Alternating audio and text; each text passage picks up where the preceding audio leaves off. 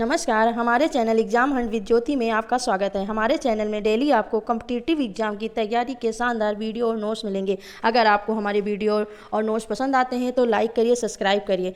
आज हम साइंस में आपको रोग के बारे में पढ़ाएंगे। जो संक्रमित रोग होते हैं वो कौन कौन से होते हैं और वो कैसे फैलते हैं, इनके बारे में बताएंगे। और कौन कौन से संक्रमित रोग होते हैं, उनसे कौन से जीवाणु होते हैं जिससे ये फैलता है, और फैलने का क्या माध्यम है, रोग के क्या लक्षण है जिससे हमें पता चले कि हमें ये वाला रोग हो गया, और उसके बचाव क्या है, इसके बारे में हम आज पढ़ेंगे। तो चलो देखते हैं, पहले हम रोग के बारे में पढ़ते हैं। रोग होता क्या है, तो सबसे पहले हम रोग के बारे में जान लेते हैं। रोग क्या है? मान लो कोई व्यक्ति है, वह स्वस्थ की अवस्था में है, जिसमें व्यक्ति की शारीरिक गतिविधियां जो है सामान्य रूप से चल रही है, नहीं चलती है। मतलब कहने का मतलब कोई व्यक्ति है, वो जो एक स्वस्थ व्यक्ति है और उसकी जो शारीरिक गतिविधियां हैं वो सामान्य रूप से नहीं चल रही है, नहीं चल पाती, या जो भी है, तो व्यक्ति किसी न किसी प्रकार से कष्ट व कठिनाई का शिकार होता है। कहने का मतलब कोई जो व्यक्ति है वह स्वस्थ है, पर कुछ दिन ऐसा समय आता है कि उसके जो व्यक्ति होता है उसकी जो शारीरिक गतिविधियां हैं वो सही रूप से नहीं चल रही हैं। तो मतलब क्या होता है, वह किसी न किसी प्रकार के कष्ट या जो है उसको कठिनाई का शिकार होना पड़ता है। तो गंभीर की स्थिति में जो समय पर समुचित उपचार ना होने पर क्या होता है, व्यक्ति की मृत्यु हो जाती है। मतलब कहने का मतलब ये है, जब वो व्यक्ति बीमार रहता है, अगर उस गंभीर बीमारी का इलाज ना होने पर क्या होता है, वह व्यक्ति जो है मर जाता है। ठीक है, क्यों ऐसा क्यों होता है? क्योंकि वो दूषित खाना पानी, अनियमित दिनचर्या होती है उनकी, होने के कारण क्या होता है, कभी व्यक्ति को किसी एक अथवा एक से अधिक पोषक तत्वों की कमी हो जाती है। कहने का मतलब पोषक तत्व जो हमारे होते हैं क्या होते हैं, जैसे प्रोटीन है, वसा है, कार्बोहाइड्रेट है, विटामिन है, मिनरल्स है, जो भी XYZ जितने हमारे पोषक तत्व हैं उनकी क्या हो जाती है, जो कमी हो जाती है, तो वो व्यक्ति क्या होता है, रोग से ग्रसित हो जाता है। जो ग्रसित हो जाता है तो जैसे हरी साग सब्जियां ना खाने से, मतलब वही बात है जो हमने आपको बताया कि विटामिन ए की कमी हो जाए जब हमारी साग सब्जी ना खाएं तो क्या होता है, जैसे आंखों को रतौंधी हो जाती है, ये सारे रोग हो जाते हैं। तो ऐसे मतलब हम आज इसी के बारे में हम आपको पढ़ाएंगे कि मतलब रोग क्या है, ये रोग कैसे फैलता है, इन सब के बारे में बताएंगे। तो पहले हम देख लेते हैं रोग। जो हमारा रोग होता है वो जो है दो प्रकार के होता है, एक तो संचारी रोग, एक असंचारी रोग। तो पहले हम संचारी रोग के बारे में जान लेते हैं। संचारी रोग होता क्या है, ये कैसे फैलता है। तो पहले हम संचारी रोग के बारे में जानते हैं। तो हम जानते हैं कि जब दूषित परिवेश में कई तरह के सूक्ष्म जीव होते हैं, सूक्ष्म जीव जो हमको आंख से दिखाई नहीं देते हैं, उसको देखने के लिए हमें क्या, माइक्रोस्कोप की ज़रूरत पड़ती है, जो किसी भी माध्यम से, जैसे मच्छर हो, मक्खी हो, वायु हो या जल हो, एक स्थान से दूसरे स्थान पर आसानी से पहुंच जाते हैं, मतलब चले जाते हैं, और कई तरह के रोगों का क्या कर देते हैं, जन्म दे देते हैं। तो इस प्रकार के हम जो क्या है, मतलब कहने का मतलब वो है कि वो सभी रोग, कौन से, वो सभी रोग जो सूक्ष्म जीवों द्वारा होता है और एक से दूसरे मनुष्य तक छुआछूत के कारण फैलाता है, उन्हें क्या कहते हैं, संचारी रोग कहते हैं। कहने का मतलब जो सूक्ष्म जीव होते हैं जिससे हम नंग आंखों से नहीं देख पाते हैं, वह क्या कहते हैं, जो है मक्खी के सहायता से या मच्छर की सहायता से या फिर वायु या जल की सहायता से क्या कहता है, एक मनुष्य से दूसरे मनुष्य में छुआछूत के मतलब इस मनुष्य के, मान लो मच्छर हाँ हमें काटता है, किसी मनुष्य को काटता है और काट के वो जाके दूसरे मनुष्य में काटता है, तो क्या करता है, उस रोग को उसमें क्या करता है, इंजेक्ट कर देता है, मतलब डाल देता है। तो इस छुआछूत के कारण जो फैलती बीमारी है उसको क्या कहते हैं, संचारी कहते हैं। क्या कहते हैं, संचारी रोग कहते हैं। जैसे हैजा, चेचक, टीबी आदि क्या है, संचारी रोग होते हैं। ठीक है, समझ में आए, जैसे हैजा, चेचक, टीबी ये सब हमारे क्या हैं, संचारी रोग हैं। तो समझ में फिर हम आज पढ़ लेते हैं असंचारी रोग कौन कौन से होते हैं। तो असंचारी रोग जैसे कुछ जैसे रोग जो होते हैं जो शरीर में किसी न किसी कमी या खराबी के कारण हो जाते हैं, जैसे कैल्शियम की कमी, तो जोड़ों में दर्द हो जाता है। जब हमारे कैल्शियम की कमी हो जाती है तो क्या होता है, जोड़ों में दर्द होता है। खून की कमी से एनीमिया हो जाता है। और जैसे छुआछूत से एक दूसरे व्यक्ति से नहीं फैलता है, जो संचारी रोग होता है वो जो है, यह रोग छुआछूत से एक दूसरे व्यक्ति से नहीं फैलता है, उससे क्या कहते हैं, हम संचारी रोग कहते हैं। ठीक है, मतलब यह किसी भी माध्यम, चाहे वायु हो या जल हो, से ये एक व्यक्ति से दूसरे व्यक्ति में नहीं फैलता है, इसे ही हम क्या कहते हैं, संचारी रोग कहते हैं।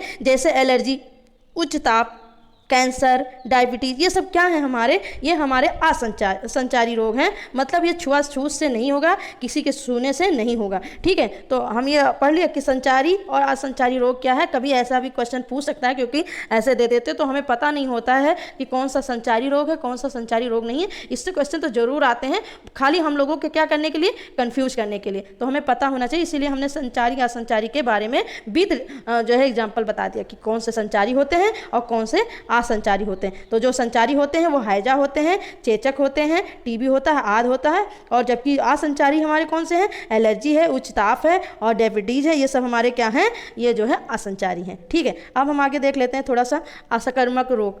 संक्रामक रोग कौन कौन से होते हैं, पहले इसके बारे में थोड़ा सा हम जान लेते हैं। संक्रामक रोग क्या होता है? ये संचारी रोग ही जो है संक्रामक रोग होता है। कहने का मतलब जितने संक्रामक रोग होंगे वो जीवाणु या रोगाणु द्वारा स्वस्थ जो शरीर में प्रवेश करके उनके परिणाम स्वरूप ही होते हैं। मतलब कहने का मतलब जो स्वस्थ आदमी होता है, जब उसके अंदर रोगाणु या जीवाणु रोगाणु को ही जो है जीवाणु बोलते हैं, जब वो शरीर में चला जाता है तो उसके बाद क्या होता है, ये जीवाणु स्वस्थ व्यक्ति के शरीर को किसी प्रकार से जो है प्रवेश कर जाते हैं। अर्थात इनका संक्रमण किसी भी प्रकार से होता है, चाहे वायु के माध्यम से हो या प्रत्यक्ष रूप से हो या अप्रत्यक्ष रूप से हो, या जो है क्या बोलते हैं किसी भी माध्यम से या रक्त के माध्यम से शरीर में चला जाता है, तो इसी को हम क्या कहते हैं? संक्रामक रोग कहते हैं। ठीक है, तो आज हम देखते हैं कि संक्रामक रोग कौन कौन से होते हैं, और इससे 1-2 नंबर का तो क्वेश्चन जरूर बनता है। तो आप इसको थोड़ा सा देख लीजिएगा और पढ़ लीजिए। इसका PDF जो है आप हमारे टेलीग्राम ग्रुप से जुड़ के वहाँ से ले सकते हैं। तो चलिए देख लेते हैं। पहले तो हम देखते हैं कौन कौन से संक्रामक रोग हैं। तो पहले संक्रामक रोग, फिर जीवाणु फैलाने का माध्यम क्या है, रोगों के लक्षण क्या है, बचाव। पहले तो हम देख लेते हैं जुकाम।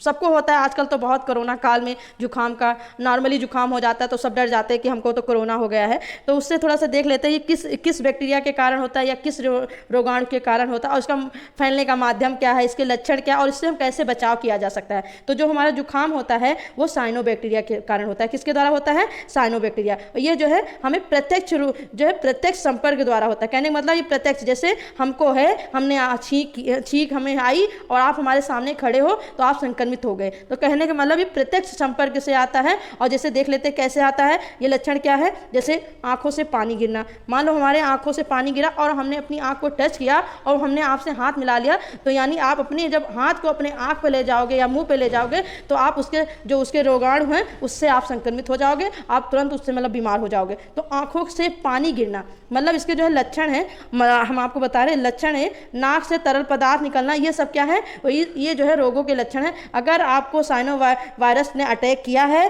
प्रत्यक्ष या अप्रत्यक्ष रूप से, जैसे भी आपको मिला है, मतलब प्रत्यक्ष रूप से मिला है, तो वो क्या होता है, उसमें जो उसके लक्षण होता है आंख से पानी गिरना, आँख से पानी गिरना, नाक से तरल पदार्थ गिरना या नाक निकलना, जो आप लोग आम भाषा में कहते हो।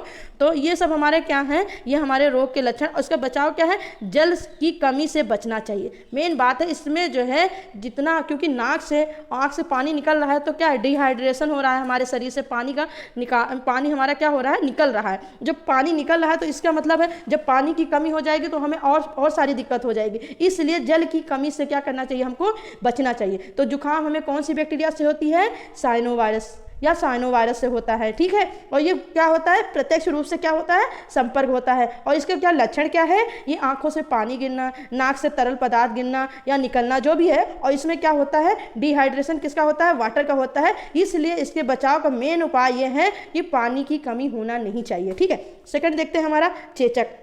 सेकंड हमारा क्या है, चेचक। चलिए इसके बारे में पढ़ लेते हैं, चेचक के बारे में थोड़ा सा। जो चेचक है वेरियोला नामक जो है वायरस से होता है। इससे क्या होता है, इसका जो जीवाणु है वो वेरियोला नामक वायरस से होता है। और ये सीधे किससे संपर्क में आता है, वायु द्वारा होता है। ये जो फैलता है, ये इसके जीवाणु जो है वायु में रहते हैं, वायु के माध्यम से लोग इससे संक्रमित हो जाते हैं। और इसका लक्षण क्या है, सिर में दर्द। पहला क्या है, सिर में दर्द होता है, शरीर पर लाल रंग के दाने निकल आते हैं और तेज बुखार होता है। ये किसके लक्षण है, चेचक के। तो इसके जो उपाय क्या क्या है बच्चों, चेचक का टीका अवश्य लगाएं। क्या है, चेचक का टीका आप अवश्य लगाएं और रोगी को अलग रखना चाहिए। कहने का मतलब है इस बीमारी में जो चेचक निकलता है, जो वेरियोला नामक वायरस से होता है, इसमें क्या होता है, रोगी को जब चेचक के टीके जरूर लगवाने चाहिए और रोगी को अलग रखना चाहिए। रोगी के बिस्तर पर नीम की पत्तियां रखनी चाहिए, क्योंकि जो है नीम की पत्ती हम लोग जानते हैं कि ये एंटीबायोटिक का काम करता है। मतलब जितने भी जीवाणु या रोगाणु जो भी होते हैं उनको क्या करता है, किल करने का काम कौन करता है, नीम की पत्ती। ये हमारी एक औषधि के रूप में प्रयोग की जाती है। तो इसको हम नॉर्मली अपने भाषा में, साइंस या मेडिसिन की भाषा में बोल सकते हैं कि जो हमारी नीम की पत्ती होती है वो एंटीबायोटिक का काम करती है। ठीक है, चलिए अब थर्ड देखते हैं। हमारा थर्ड क्या है? इन्फ्लुएंजा। इन्फ्लुएंजा से कौन सा रोग होता है इसके बारे में थोड़ा सा हम जान लेते हैं। ये इसके वायरस का क्या नाम है? इसके वायरस का नाम वही है इन्फ्लुएंजा वायरस। ये भी किसके द्वारा होता है? वायु के द्वारा होता है। इसके जो लक्षण क्या होता है? बहुत सारा कफ या बलगम बन जाता है, चक्कर आने लगता है, मतलब कमजोरी हो जाती है। कमजोरी होने के कारण जो है, जो कफ जब बनने लगता है तो ब्लड जो है बनना कम हो जाता है, ब्लड को क्या करता है? कफ में कन्वर्ट करने लगता है और चक्कर आने लगता है, जिससे हमें कमजोरी होती है। कमजोरी होने के कारण क्या होता है? हमें चक्कर आने लगता है, ठंड के साथ जो है बुखार आती है। इसका मेन इन्फ्लुएंजा में क्या होता है? ठंड के साथ बुखार आता है और त्वचा पर नीला पड़ने लगता है, मतलब जो त्वचा इसकी होती है उसमें जो स्किन होती है इसकी वो नीली पड़ने लगती है, मांसपेशियों में बहुत ज़्यादा दर्द होता है और सांस फूलना। ये क्या है? किसके लक्षण है? इन्फ्लुएंजा के लक्षण है। इसमें क्या हमें उपयोग करना चाहिए? ठंडा एवं बासी खाना से परहेज करना चाहिए। कहने का मतलब है इसका मेन उपाय यह है कि जो ठंडा, मतलब ठंडी चीज़ें नहीं लेनी चाहिए, ठंडे चीज़ से हमको परहेज करना चाहिए और जितना बासी खाना हो, क्योंकि बासी खाना जब रख दो तो उसमें बहुत सारे बैक्टीरिया हो जाते हैं। एक्चुअली हम खुद ही जो है क्या होता है, इन्फ्लुएंजा नामक वायरस से खुद ही ग्रसित है और उसमें और बैक्टीरिया ले लेंगे तो क्या है, क्योंकि मेरी बॉडी जो है इतना जो है वो उस बैक्टीरिया को किल करने की क्षमता नहीं, क्योंकि ऑलरेडी हम किसी वायरस से क्या है ग्रसित हैं। तो इसमें क्या होता है, हम इसमें ज़्यादा से ज़्यादा किसका सेवन करें? गर्म पानी। गर्म पानी तो आजकल रामबाण आई है, कोई भी बीमारी हो उसमें गर्म पानी तो लेना चाहिए, क्योंकि जिसमें जो कफ जैसी समस्या हो या जुकाम जैसी समस्या हो तो उसमें तो गर्म पानी हमारे लिए बहुत लाभदायक होता है और रोग प्रतिरोध क्षमता बढ़ाता है। मतलब जब हम पानी जब पी लेते हैं तो हमें पानी पीने से मतलब जो है थोड़ा सा आराम मिलता है और रोग प्रतिरोध क्षमता बढ़ाने वाले भोज्य पदार्थों का सेवन करना। कहने के मतलब हमें अपने डाइट में उन सब चीज़ों को मतलब यूज में लेना चाहिए जो हमारे रोग को लड़ने के लिए क्या दे? शक्ति दे। तो ऐसे भोज्य पदार्थों को हमें जो है सेवन करना चाहिए जिसमें बहुत सारे विटामिन हो, मिनरल्स हो, वो कार्बोहाइड्रेट, मतलब हर जो हमारे मतलब एक जो हमारे जो शरीर को एक संतुलित भोजन की जो नीड होती है वो सब चीज़ें हमको क्या करना चाहिए? लेना चाहिए। ठीक है, चलिए हम नेक्स्ट देखते हैं पोलियो कौन से वायरस से होता है, जरा हम इसके बारे में पढ़ लेते हैं। पोलियो जो है पोलियो वायरस नामक वो जो है वायरस होता है। कौन सा? Polio virus. ये किससे जो है पोलियो बीमारी होती है? पोलियो नामक वायरस से होती है। और ये किसके कारण होता है? जिससे हम इसके संपर्क में आ जाए तो ये हो जाता है भोजन एवं जल द्वारा, ये और वाहक मक्खियों द्वारा। जैसे बहुत सारी गंदगियाँ होती हैं तो वो क्या होती है, मक्खी जो होती है वो मान लो किसी गंदी चीज़ पे बैठती, आके हुआ हमारे खाने में बैठ जाती है तो खाना क्या होता है, हमारा दूषित हो जाता है। तो ये सब चीज़ें किसकी वजह से? तो ये सब होने की वजह से हमें पोलियो नामक जो है क्या होता है, रोग हो जाता है। इसका मेन लक्षण क्या होता है?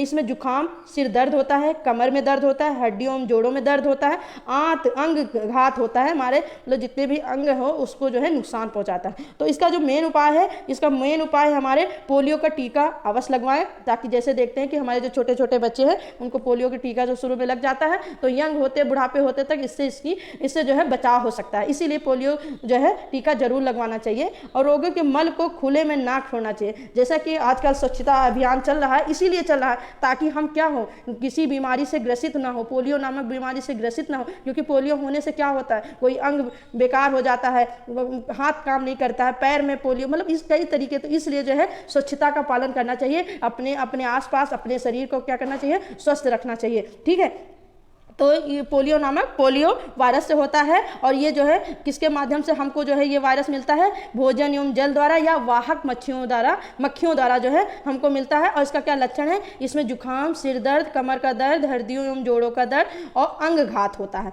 इसमें क्या इसका उपाय है? पोलियो का टीका अवश्य लगाना चाहिए और रोगी के जो मल को खुले में ना छोड़ना चाहिए, मतलब ना छोड़े, कहने का मतलब ये है। ठीक है, चलिए नेक्स्ट देखते हैं मलेरिया रोग क्या होता है। मलेरिया किससे होता है? प्लाज्मोडियम मादा मच्छर एनाफ्लीज नामक जो है मच्छर से होता है। ठीक है, तो हमें ये सब चीज़ें, मलेरिया रोग किससे होता है? प्लाज्मोडियम वायरस से, जिसे हम मादा मच्छर, मतलब जो मच्छरों में फीमेल एनाफ्लीज मतलब मच्छर होता है, जिसके मतलब काटने से रक्त द्वारा जब वो मतलब आके हमको काटता है तो वो क्या करता है, अपने वो इंजेक्ट जब हमारे शरीर में बॉडी में जब ब्लड या लेने के लिए इंजेक्ट करता है तो वो क्या करता है, वहीं पे प्लाज्मोडियम जो है वायरस को छोड़ देता है या हमारे शरीर में इंजेक्ट कर देता है, जिसके कारण हमें क्या होता है, उसका मेन लक्षण क्या दिखाई देता है। पहले तो बहुत तेज बुखार आएगा, क्या आएगा, फीवर आता है, फिर सिर में दर्द होता है, फिर बदन दर्द होता है और कपकपी लगता है, मतलब ठंडी लगता है। तो ये सब किसके निशानी है,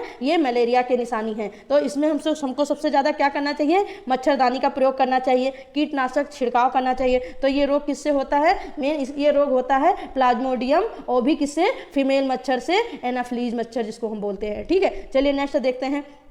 नेक्स्ट डेंगू कैसे होता है और इसका क्या वो है, इसके बारे में थोड़ा सा पढ़ लेते हैं। डेंगू हड्डी तोड़ बुखार बोलते हैं। डेंगू के एक और नाम से जानते हैं, क्या नाम से जानते हैं, हड्डी तोड़ बुखार। ठीक है, इसमें क्या होता है, ये डेंगू वायरस या वाहक एडीज और इजिप्ट मच्छर जो होता है, इजिप्ट मच्छर द्वारा होता है। पहले तो हम इजिप्ट मच्छर के बारे में जान लेते हैं। इजिप्ट मच्छर होता क्या है, जो इजिप्ट मच्छर होता है ये जो है, इसको हम और भी नाम से जानते हैं, एडीज या एलोरोफिला फीवर और मच्छर के नाम से। ये जो है डेंगू बुखार जो है, जैसे चिकनगुनिया और क्या बोलते हैं, जीका बुखार भी हो सकता है इसके, मतलब ये वाले मच्छर से, एडीज मच्छर जो होते हैं। मायरो या पीले बुखार को भी इन्हीं सब मच्छरों से होते हैं और ये क्या करते हैं, इन्हीं रोगों को फैलाते हैं। और इनको पहचानने का सबसे आसान तरीका होता है कि इस मच्छर के पैरों पर जो है सफ़ेद रंग का निशान होता है। और जो इजिप्ट मच्छर होता है ये जो है कहाँ पैदा हुआ था, पहली बार ये अफ्रीका में पैदा हुआ था। कहाँ पे पैदा हुआ था, अफ्रीका में हुआ था, ये हमने आपको बता दिया। तो डेंगू को हम किस नाम से और जानते हैं,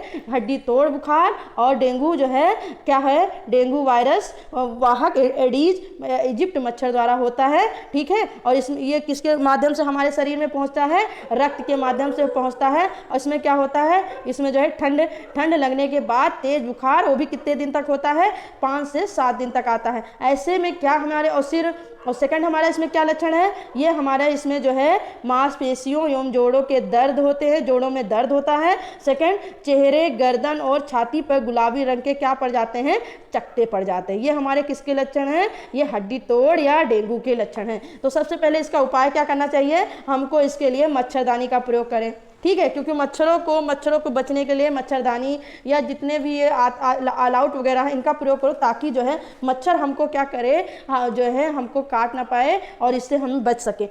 जिसके वजह से वो जो वाहक इजिप्ट मच्छर होते हैं, जो मतलब हमें ब्लड के माध्यम से हमारे शरीर में जो है वायरस को इंजेक्ट कर देते हैं, तो उससे हमें बचाव हो सके। घरों में बर्तन या कूलर में पानी इकट्ठा ना होने दें, क्योंकि ये इसी जगह पे पैदा होते हैं। कहाँ सबसे ज़्यादा पैदा होते हैं, बर्तनों में। ये जो खाली बर्तन पड़े रहते हैं उसमें पानी भरा रहता है तो उसमें पड़ जाते हैं, कूलर में इकट्ठा होते हैं। पानी इकट्ठा नहीं होना चाहिए और इसके लिए तुरंत हमें क्या करना चाहिए, खून की जाँच करवानी चाहिए। क्या करवानी चाहिए, खून की जाँच करवानी चाहिए और तुरंत चिकित्सा से संपर्क करना चाहिए, यानी हमें तुरंत इसके लिए डॉक्टर से संपर्क करना चाहिए। ठीक है, चलिए नेक्स्ट देखते हैं चिकनगुनिया। ये किस वायरस से होता है, तो चिकनगुनिया होता है ओबोरा वायरस से होता है, वोरा वायरस से होता है। इसका जो वाहक होता है एंडीज इजिप्ट मच्छर होता है, जैसा कि हमने इजिप्ट के बारे में बताया, जिसके पैर में सफ़ेद कलर के निशान होते हैं। इसी को हम क्या कहते हैं, इजिप्ट मच्छर कहते हैं। और ये भी जो है इसका माध्यम जो होता है रक्त द्वारा ही इसको फैलाया जाता है। और इसका जो लक्षण होता है, पहले तो ठंड लगेगी, ठंड लगता है, बुखार होता है, बुखार होने के बाद मांसपेशियों में दर्द होता है, मांसपेशियों में, और फिर उसके त्वचा पर लाल दाने, चकत्ते और कमजोरी की महसूस होती है। किसमें होता है, चिकनगुनिया में होता है। और इसको इसका जो सेवन क्या क्या करना चाहिए, इसके उपाय क्या क्या हैं, तो हमें सबसे पहले तरल पदार्थों का सेवन करना चाहिए। किसका करना चाहिए, तरल पदार्थ का सेवन करना चाहिए। चाय, कॉफ़ी और चटपटा या तैलीय भोजन के सेवन से बचना चाहिए। खून की जाँच कराएं और तुरंत जो है अपने डॉक्टर से संपर्क करें। चलिए देखते हैं पेचिस किस रोग से होता है, इसका जीवाणु क्या है, इसके जो है उपाय क्या है और इसके लक्षण क्या है, इसके बारे में जानते हैं। पेचिस जो है एंट अमीबा हिस्टोलिटिका अमीबा बेसिलस जीवाणु के नाम से होता है। ये इसके क्या जीवाणु का नाम है, काफ़ी बड़ा है, आप लोग इसको जान जाइए कैसे, कौन सा होता है पेचिस, किस जीवाणु से होता है, ये होता है anti amoeba histolytica amoeba bacillus जीवाणु से होता है। ठीक है, और इसका जो माध्यम होता है ये भोजन द्वारा भोजन जल द्वारा या वाहक मक्खियों द्वारा होता है। और सबसे पहले इसका जो लक्षण होता है ये पाचन तंत्र संबंधी रोग होता है, यानी कहने का मतलब खाना खा लो, खाना डाइजेस्ट ना हो, बार बार दस्त जाना, जैसे हमने पानी पिया तभी भी दस्त हो जाए या उल्टी हो जाए, पेट में ऐंठन हो या तरल मल का निकासन हो, तो ये किस में होता है? पेचिश में होता है। तो इसमें सबसे पहले हमें क्या काम करना चाहिए? हमें जो है पानी उबाल के पीना चाहिए और भोज पदार्थ को ढक के रखना चाहिए, कीटनाशक दवाइयों को छिड़काव करना चाहिए, खुले भोज पदार्थ का सेवन नहीं करना चाहिए। ये हमारा किसका उपाय है? ये हमारे पेचिस का उपाय है। प्लेग नामक रोग किससे होता है?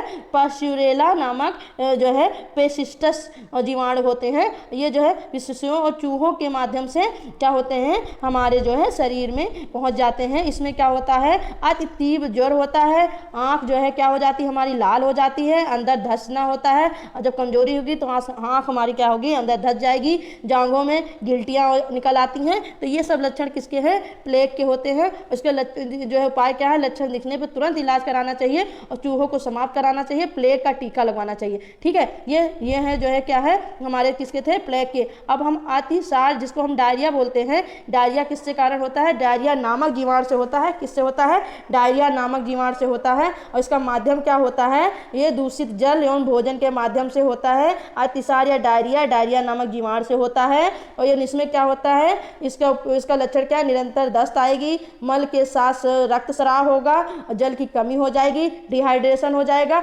पतले मल का स्राव होगा। किसमें होता है ये सब? अतिसार, जिसको हम डायरिया के नाम से भी जानते हैं। तो सबसे पहले इसमें क्या करना चाहिए? सफाई का विशेष ध्यान रखना चाहिए। क्या करना चाहिए? सफाई का विशेष ध्यान रखना चाहिए। पानी को उबाल कर पीना चाहिए, पानी में चीनी नमक का घोल बनाकर पीना चाहिए, और तुरंत जो है हमें क्या करना चाहिए? डॉक्टर से संपर्क करना चाहिए। विब्रियो कोलोरा कैलोरी कालेरी या जो भी बोलते हैं उसको जीवाणु बैक्टीरिया, विब्रियो कालेरी जीवाणु बैक्टीरिया, ये जूस इसको किसके माध्यम से होता है? दूषित जल के माध्यम से हमारे शरीर में पहुंचता है। और इसका जो मतलब लक्षण होता है, ये सफ़ेद पतले दस्त होते हैं, शारीरिक दुर्बलता आती है, मतलब कमजोरी महसूस होती है, शरीर में ऐंठन होता है, आंखों के नीचे काले और नीले रंग के क्या हो जाते हैं? धब्बे हो जाते हैं। और इसका जो उपाय क्या है? हमें पुदीने का रस लेना चाहिए, नमक चीनी का घोल देना चाहिए, प्याज का जो अक्र है उसको लेना चाहिए, हैजा के टीका लगवाना चाहिए। क्या लगवाना चाहिए? हैजे का टीका लगवाना चाहिए। किसमें? ये जो है हमारे हैजा वाले हैजा में, ये विब्रियो कालेरी नामक जीवाणु से या बैक्टीरिया से होता है। ठीक है, चलिए जापानी मस्तिष्क जो है इसके बारे में थोड़ा जान लेते हैं। लास्ट है हमारा ये जापानी मस्तिष्क ज्वर, एक्यूट इन्फ्लाइसिस्ट सिंड्रोम है। इसका विषाणु है जीवाणु के नाम से भी कवक, स्पायरोकीटस, ये सब किसके माध्यम से होता है? यह जो है मच्छर या पानी के कारण होता है। इसमें क्या होता है? इसमें जो है तेज बुखार, सिर में दर्द, उल्टी होना और चिड़चिड़ापन, मुख से झाग आना और झाग निकलना और झटका आना, ये किसके कारण होता है? ये हमारे जापानी मस्तिष्क के कारण होता है। इसमें क्या होना चाहिए? हमें मच्छरदानी का प्रयोग करना चाहिए, मच्छर भगाने वाले रसायनों का प्रयोग करना चाहिए, प्लस क्लोरीन युक्त पानी का प्रयोग करना चाहिए। जो बीमारी होने पर अच्छे चिकित्सा आदि से क्या करना चाहिए? इसको मतलब डॉक्टर से कंसल्ट करना चाहिए और इसका टीका लगवाना चाहिए। तो ये कुछ थे हमारे महत्वपूर्ण रोग से होने, कौन से इससे किस रोगाणु से होता है और किसके माध्यम से होता है, इसके बारे में हमने थोड़ा सा बताया है। अगर आपको हमारी वीडियो पसंद आती है तो लाइक करिए, सब्सक्राइब करिए, शेयर करिए। Thank you.